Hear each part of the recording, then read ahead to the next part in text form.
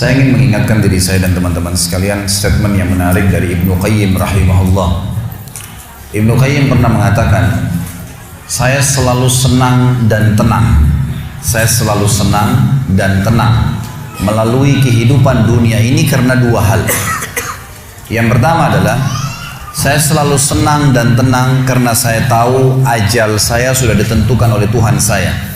Maka tidak akan pernah bertambah sesaat dan tidak akan berkurang sesaat. Artinya kalau saya akan meninggal 60 tahun ya 60 tahun. Mau sehat, mau sakit, ya, mau kaya, mau miskin, sudah saatnya mati akan mati. Maka saya tidak perlu repot dengan itu. Saya tinggal mengisi hidup saya dengan kebaikan-kebaikan, tinggalkan keburukan, udah sampai ajal datang. Saya selalu senang dan tenang karena ajal saya sudah ditentukan oleh Tuhan saya, tidak akan bertambah saat dan tidak akan berkurang saat. Lalu yang kedua, ini saksi bahasan kita.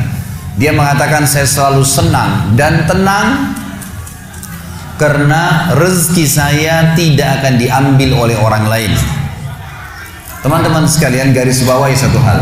Tidak ada dalam Islam namanya rezeki kita diambil oleh orang lain. Pernah waktu saya tabligh akbar di Surabaya dan membahas masalah materi kita tadi subuh, kenalilah Tuhan kau akan bahagia. Ada seorang pengusaha muda datang kepada saya dan berkata, Ustaz, saya bersama dengan beberapa teman-teman saya coba untuk melobi masuk ke dalam satu proyek. Dan diantara teman-teman saya bukan memuji diri, tapi saya orang yang paling baik ibadahnya diantara mereka. Artinya mereka masih sholat pun ya kalau disuruh, kalau saya masih menjaga sholat.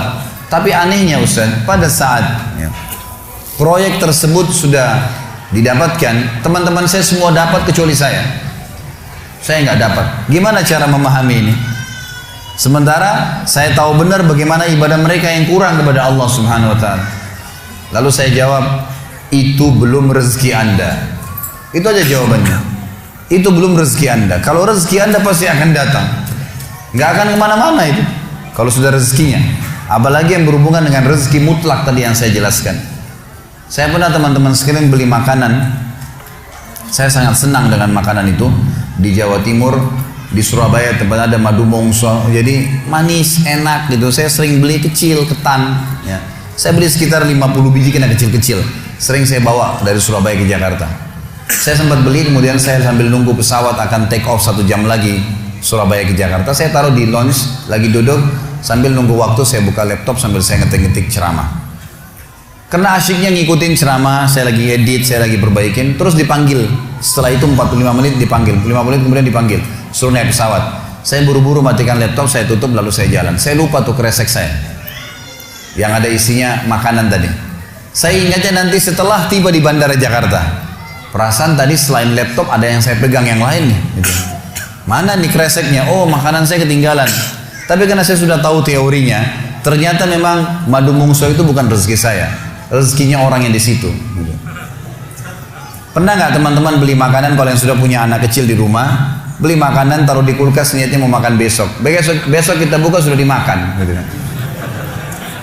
Nah, sering ya? Itu karena bukan rezeki Anda memang. Memang rezekinya dia. Gitu. Akan sampai kepada dia.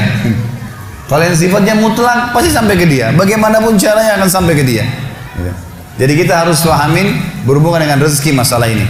Jadi yakinlah tidak ada rezeki diambil oleh orang lain, tinggal bagaimana kita berusaha punya ilmu, kalau ingin kembangkan dan dapat yang ikhtiar lebih banyak lagi, dan syukuri.